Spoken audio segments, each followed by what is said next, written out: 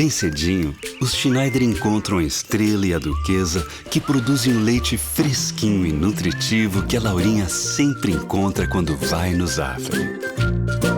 A novidade é que, de uns tempos pra cá, o maridão aprendeu a fazer panquecas maravilhosas. E mais, virou malabarista. A vida acontece quando você se encontra. Boa noite. Boa noite, tudo bem? Tudo bem? Prazer recebê-lo, doutor Igor. Obrigado, Regina. Prazer é meu. Obrigado pelo convite. Ora, estávamos já para conversar há algum tempo, não é? Então, hoje vamos concretizar então este convite.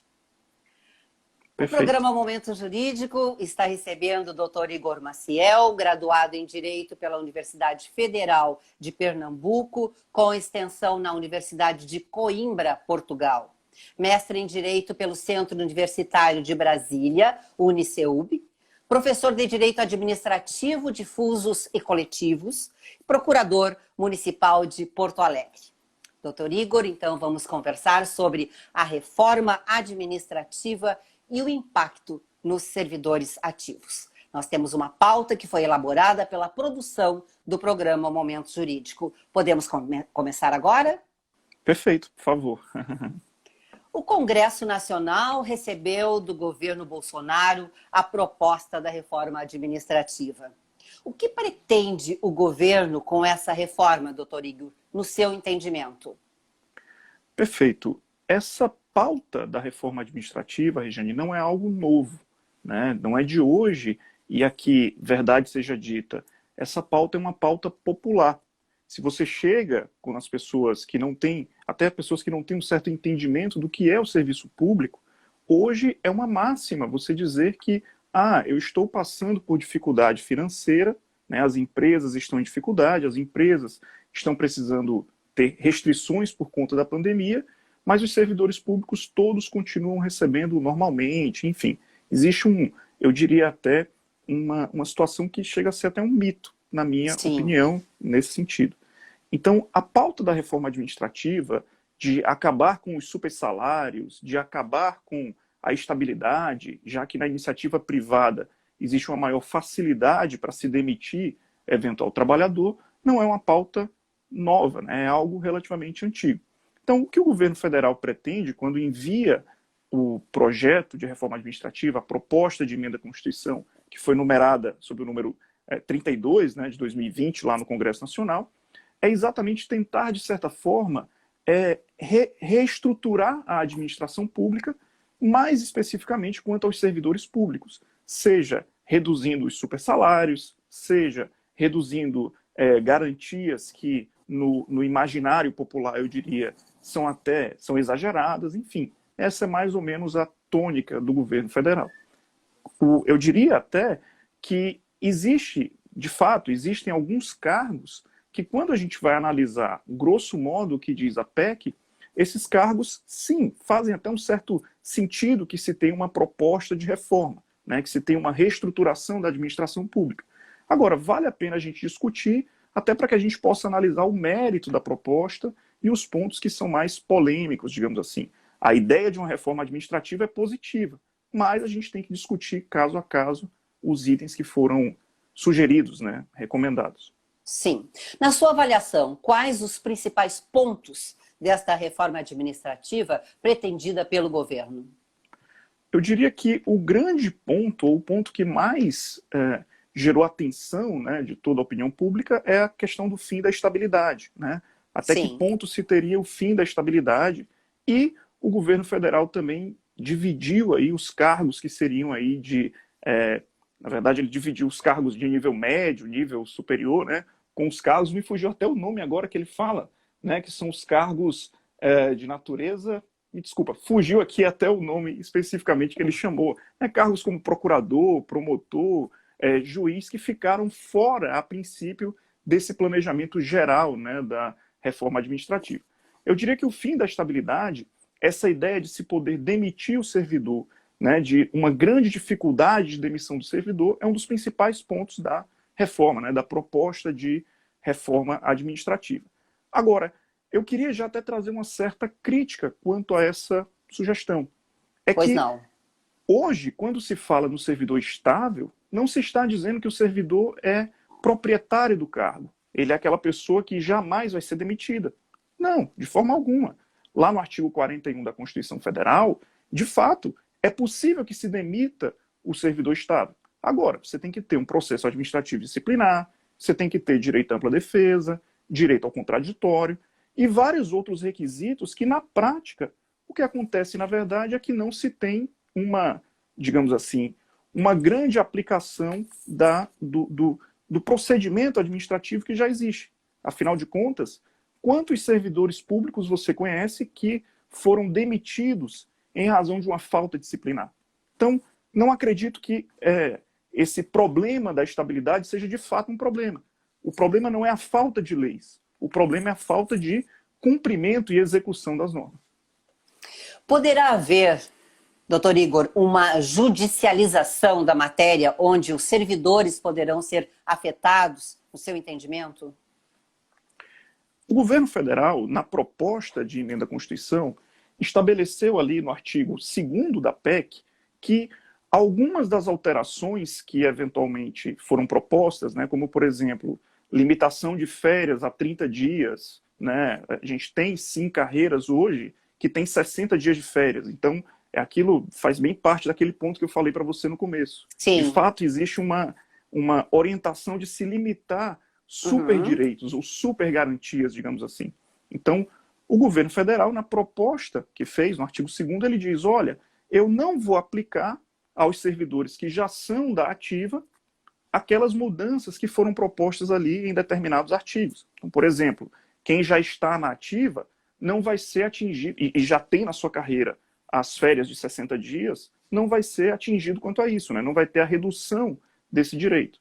Outro exemplo aqui, eu até separei aqui na minha colinha aqui para a gente poder discutir, né? Um ponto é essa questão das férias, outro ponto é a questão de incorporação de determinados vencimentos, né, que sejam garantias individuais à remuneração e vários outros detalhes.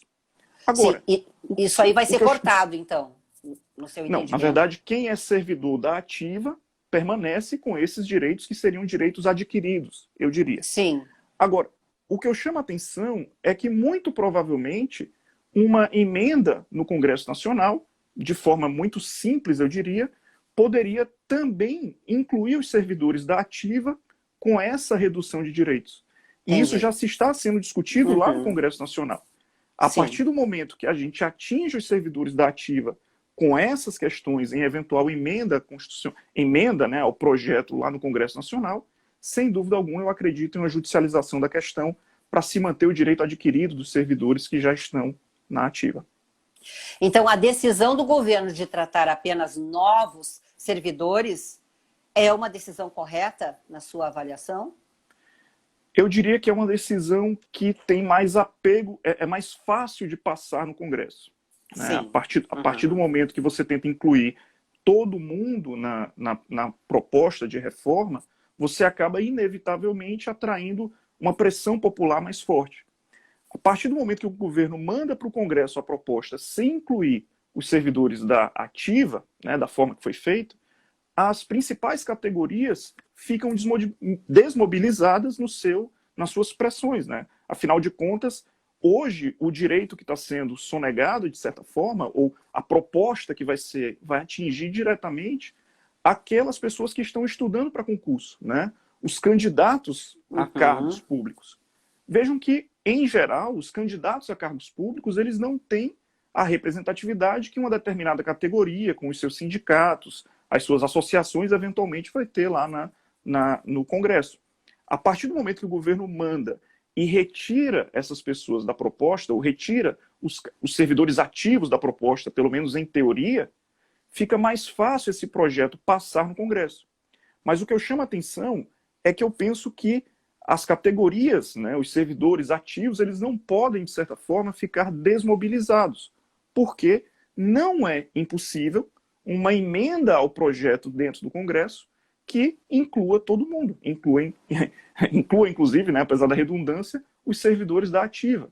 E isso já se está sendo discutido, já se foi Já foi veiculado, a gente já teve veiculação de informações desse tipo na mídia recentemente. E tem previsão de quando essa reforma vai, então, começar a tratar deste assunto? A gente teve alguns exemplos recentes que foram as propostas relativas à Previdência, né? A reforma da Previdência. Sim. Uhum. Eu, particularmente, aqui é uma opinião absolutamente pessoal, né? Eu não acredito em uma reforma no curto espaço de tempo. Né? Alguns estão ventilando que é algo que vai passar com urgência, que vai passar da noite para o dia, mas eu não acredito. E se a gente for analisar o passado recente, né, governo Lula, governo Dilma e governo Temer, todos, de uma forma ou de outra, tinham ali uma maioria no Congresso. Né? Então, todos tinham maioria no Congresso.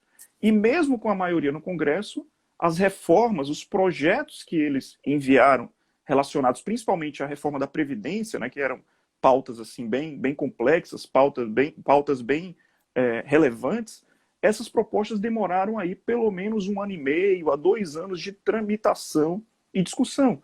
Não é um assunto simples, não é um assunto fácil. Né? É uma questão que envolve muita discussão. Tem muita polêmica envolvida também. Com certeza, com certeza. E eu penso que é fundamental que a gente saia do lugar comum, né? Que a gente saia, né, nos debates com os nossos parlamentares daquela ideia de tudo ou nada, daquela ideia de que os servidores públicos são todos iguais, é isso mesmo, a gente precisa reduzir porque eles estão ganhando de forma exagerada, né? Eu perdi meu emprego durante a pandemia e ele está lá com o salário aumentando. Enfim, não é exatamente assim. Né? A situação funciona de uma forma um pouco diferente. Na verdade, a gente tem que analisar que cada caso é um caso. E aí a gente, às vezes, pega a exceção, o discurso midiático de pegar a exceção e transformar como regra. Né? O ascensorista do elevador é estável e jamais será demitido. Eu posso muito bem substituir esse cargo específico por um terceirizado que eu consigo demitir com mais facilidade. Veja, você está pegando a exceção da exceção da exceção e querendo transformar na regra. Não é assim que a coisa funciona. Né? A gente precisa analisar e debater a questão de uma forma mais aprofundada. Então, por exemplo, de fato, a questão do assessorista faz sentido a gente discutir se realmente vale a pena ter uma estabilidade para esse cargo ou não, até porque esse é um cargo que está em extinção. Né? Enfim, a tendência desse cargo se extinguir. Mas será se a análise é a mesma que a gente deve fazer? Por exemplo, eu nem vou chegar e falar de um cargo de procuradoria ou do judiciário. Não, mas para um cargo de analista do município, de analista do judiciário, de técnico judiciário. São carreiras de apoio também, mas é um apoio que precisa ser muito mais capacitado. Então, a partir do momento que a gente começa a atuar de forma mais específica e mais detalhada, né, analisando casos mais concretos, digamos assim, saindo do lugar comum, a gente percebe que a coisa não é tão fácil e não é tão simples. E é por isso que eu não acredito num debate rápido. Eu acredito que, de fato, essa proposta vai demorar muito para ser aprovada, ou pelo menos espero que ela demore para que isso seja bem discutido entre os parlamentares. Na sua avaliação, a máquina pública não aceita mais tantos servidores com salários altos? Aí, então, vem o fim da estabilidade? Essa talvez seja a grande polêmica, né? E essa talvez seja a discussão. De fato, existem algumas situações que todos nós concordamos. Eu sou contra essa discussão, Rejane, de que é tudo ou nada na reforma. Né? Sim. Eu sou a favor da reforma porque eu sou a favor, eu sou contra porque eu sou contra. Se a gente ficar nessas discussões genéricas, digamos assim, a gente nunca vai conseguir chegar no debate mais aprofundado, que é o que a gente tem insistido. De fato, existem algumas situações que todos concordam. Veja, na época da ditadura militar, se discutiu e se pensou e se definiu, digamos assim, que o juiz ele não poderia ser demitido de qualquer forma, sob pena de se tolher a liberdade dele, né? A liberdade para analisar o caso concreto. Então, se construiu no passado um direito do judiciário, dos magistrados em geral, de não ser demitidos, né? Que a penalidade para o magistrado, grosso modo falando, tá? Não vou entrar aqui nas nuances específicas dos casos, mas ele seria aposentado compulsoriamente. Então, foi um direito conquistado que tem uma certa razão de ser, ou que tinha uma certa razão de ser. De fato, hoje em dia não faz mais tanto sentido no mundo que nós vivemos hoje. E acabar com esse direito, ou essa prerrogativa do judiciário, me parece que é algo que é lugar comum. Todo mundo concorda nesse, né? Não me parece que é algo que vai ter tanta divergência. Agora, daí a você querer pegar este aspecto pontual e dizer que toda reforma é positiva, né? E aqui eu estou falando de 40, 50 artigos que estão sendo alterados. Esse é um deles. Então a gente tem que aprofundar a discussão. Concordo com você quando, né? Concordo com a sua afirmação quando nós não aguentamos mais direitos exagerados, digamos assim, né? A população não aguenta mais direitos exagerados ou fora de contexto, né? Fora do contexto atual. Agora, os servidores públicos são e continuarão sendo necessários, né? A gente pega uma situação onde a pandemia talvez seja o melhor exemplo, o melhor lugar comum da pandemia, né? O município de Porto Alegre precisou montar uma força-tarefa por conta da pandemia. Nós éramos, não vou lembrar, nós somos, não tenho certeza, mas eu acho que 30 procuradores atuando. Você imagina a quantidade de demandas que tem chegado diariamente para o município. Eu imagino o trabalho de vocês dobrou, triplicou até. Eu não duvido. Então a gente não pode comparar situações que são incomparáveis, entende? Também não estou querendo dizer aqui que nós somos os bons e ninguém mais presta. Não é isso, por favor. Mas a gente tem que analisar os casos concretos, não exageremos tanto assim, não é, doutor? Eu acho que é por aí. Lembramos sempre que o programa Momento Jurídico tem o oferecimento de Zafari Bourbon, Icatu Seguros, Caixa de Assistência dos Advogados do Rio Grande do Sul e a APMPA, Associação dos Procuradores do município de Porto Alegre. Doutor Igor, continuamos então. O senhor tem mais algum detalhe para acrescentar, com certeza, a respeito dessa reforma tão polêmica? Eu diria que o principal ponto que a gente deve enfrentar, e aqui eu falo com qualquer pessoa que esteja nos assistindo agora, é sem dúvida que a gente deve fugir do lugar comum, fugir do tudo ou nada, né? A gente tem visto na mídia manifestações, e aqui não vou entrar no mérito se é uma manifestação de esquerda ou de direita, de centro, não. Mas a gente tem visto manifestações que é a reforma sim ou a reforma não, né? Tudo ou nada. Eu entendo que a gente deve aprofundar o debate. Cada um de nós aí, nós devemos exercer o nosso papel de cidadania, né? Contactar os nossos deputados, né? Os nossos senadores e os membros do legislativo. A gente precisa provocar para aprofundar o debate. E aqui me parece que quem partir para o extremo, a reforma tem que ser aprovada do jeito que está. Ou quem partir para o extremo oposto, não aceita reforma alguma, vai sair derrotado. O mais prudente, e é esse o principal ponto, a principal mensagem que eu queria passar, é que nós devemos aprofundar o debate para a reforma administrativa é necessária, mas nós precisamos discutir e aprofundar cada ponto em específico. Então, reforma administrativa, sim, desta forma, não. A gente precisa mudar aí alguns pontos, sem dúvida alguma.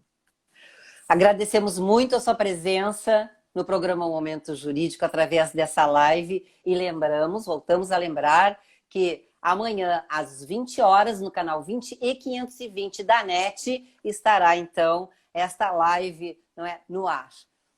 E muito obrigada, até a nossa próxima oportunidade.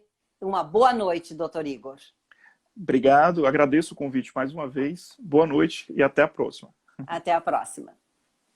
Logo após os comerciais vem o comentário da doutora Luciana Generali Barni, Psicologia Jurídica em Destaque. Estamos sempre num oferecimento de Zafari Bourbon, economizar é comprar bem, e Catu Seguros, especialista no que tem valor para você. Caixa de Assistência dos Advogados da OAB-RS e a PMPA, Associação dos Procuradores do município de Porto Alegre. Todos os dias, faça sol ou faça chuva, os Nakamura se encontram para cultivar esses lindos tomates vermelhinhos. Os mesmos que a Alice nunca deixa de comprar quando vai no Zafari. E sabe por quê? Porque de uns tempos pra cá, o Paulo Roberto se revelou um pizzaiolo de mão cheia. A vida acontece quando você se encontra. A Icatu Seguros é a maior seguradora independente do Brasil, em vida, previdência e capitalização. Incentivamos milhões de pessoas a buscar proteção e a planejar um futuro ativo e seguro. Nossos produtos estão disponíveis em todo o território nacional, através de diversos parceiros comerciais e corretores credenciados. Conte com a segurança de quem administra e protege o dinheiro de muita gente. Gente que sabe que o futuro começa hoje. A Rio Grande Seguros e Previdência é uma seguradora gaúcha.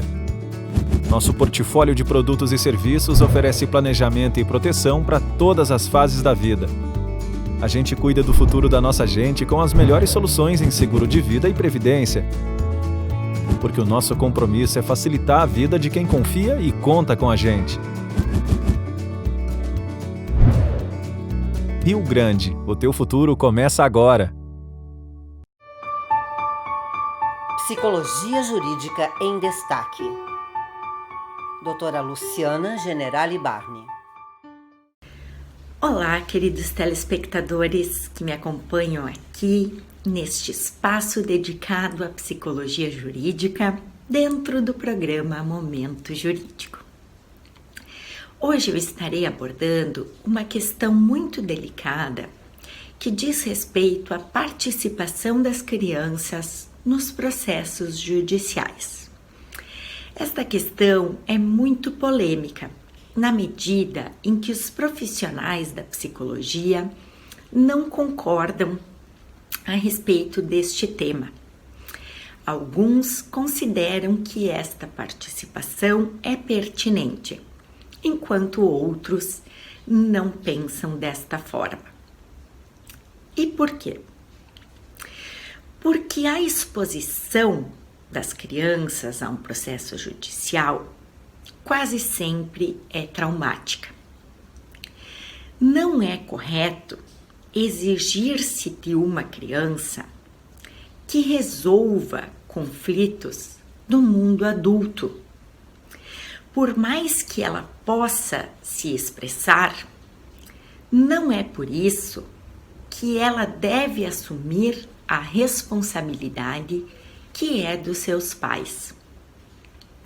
Esta exposição inadequada da criança a um processo judicial quase sempre é traumática, especialmente quando se pede a ela que se posicione em relação à sua preferência em ficar com um dos genitores, já que isto gera muita culpa e danos emocionais, muitas vezes irreversíveis. Então, diante desta realidade, para que uma criança venha a ser chamada a um processo judicial, isto deve estar respaldado em uma fundamentação técnica muito consistente. O depoimento da criança deve ser essencial para se esclarecer as questões jurídicas essenciais do processo em questão. Assim, quando a criança é chamada ao processo, o profissional que vai ouvi-la deve ter um preparo muito específico. Apesar de todos os interessados, especialmente o juiz, poderem questioná-la, esse questionamento deve ser feito através desse profissional, que em geral é um psicólogo. Daí todas as normativas referentes ao depoimento sem dano, que já vem sendo regulamentado em diversas normativas e que teve início aqui no nosso estado, no Rio Grande do Sul, no nosso Tribunal de Justiça. Temos que ter em mente que a participação da criança nos processos judiciais deve ser vista como um direito e não como um dever, sempre visando a supremacia do seu melhor interesse. Agradeço por sua atenção e até o próximo programa. Nós vamos ficando por aqui, sempre agradecendo muito a sua audiência e até o nosso próximo encontro. O talento da família Silveira sempre foi produzir as melhores maçãs da região. As mesmas que o Fernandinho escolhe com carinho quando vai no Zafari. É que, de uns meses pra cá, a família descobriu que a mamãe tinha outros talentos. Fazer a melhor torta de maçã do mundo. A vida acontece quando você se encontra. A Icatu Seguros é a maior seguradora independente do Brasil em vida, previdência e capitalização. Incentivamos milhões de pessoas a buscar proteção e a planejar um futuro ativo e seguro. Nossos produtos estão disponíveis em todo o território nacional através de diversos parceiros comerciais e corretores credenciados. Conte com a segurança de quem administra e protege o dinheiro de muita gente. Gente que sabe que o futuro começa hoje. A Rio Grande Seguros e Previdência é uma seguradora gaúcha.